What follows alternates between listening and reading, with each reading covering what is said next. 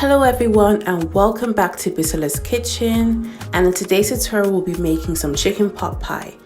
So firstly I'm going to start with the ingredients, and I'm using 5 chicken thighs that have been skinned and deboned, 1 medium onion and 3 cloves of garlic finely chopped.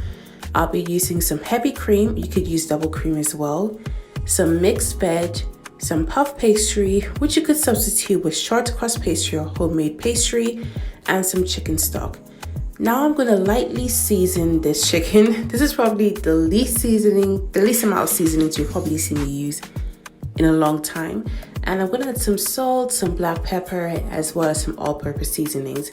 You could use some leftover rotisserie chicken. That's really good for this recipe, or some chicken breast, but I prefer to use chicken thighs because I just feel like they cook quicker, as well as they remain juicy and they don't dry out like chicken breast.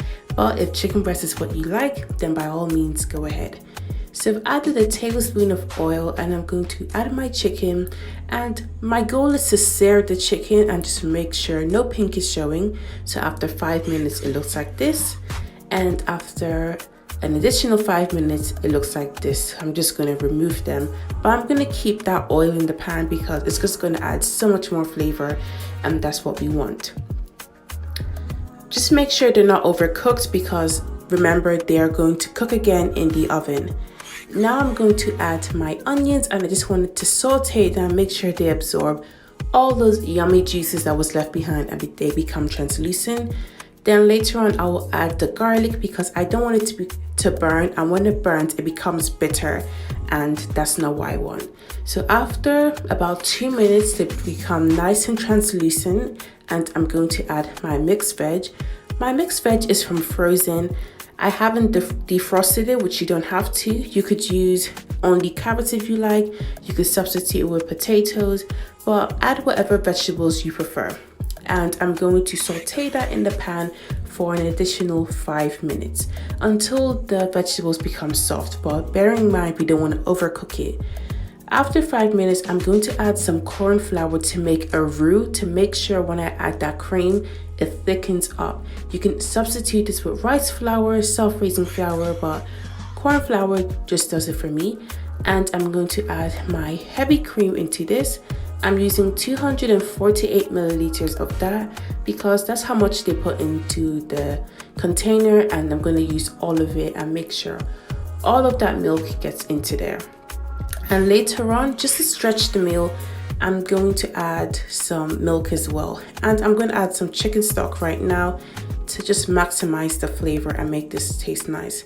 And I forgot to show, I added an additional 20 milliliters of whole milk to it just to thin it out. And later on, after 5 minutes, I've added my chicken thighs back into it, along with all that juice that was left, because trust me, this is going to maximize the flavor. And I'm going to leave this to simmer for 10 minutes. And after 10 minutes, it looks like this. It looks a bit unappetizing, but trust me, the flavor is there. Now going with my pie dish, which is really old, please don't judge me, and I'm going to grease it with some butter just to make sure the puff pastry doesn't stick to the bottom of the pan. Then I have my puff pastry and I'm just going to add it there. You can go in with your own homemade pie crust, but whatever lifts your skirt, whatever you like. And I'm just going to poke some holes with a fork just to allow some ventilation. And I'm going to proceed to add my mixture and just layer it up nicely. Then after that, just make sure that's there, and I'm going to apply the remaining puff pastry on top.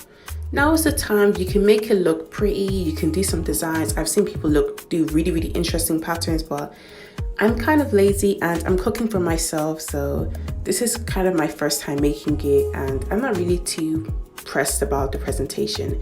So I poked some holes for ventilation, and I'm going to place this in a preheated oven at 200 degrees for 25 to 30 minutes, just until it becomes nice and golden. And this is the finished result.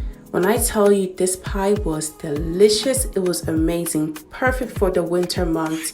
It's so nice and comforting. If you have any leftovers, it's best you can just add them into this pie. So please like, comment and subscribe, and goodbye.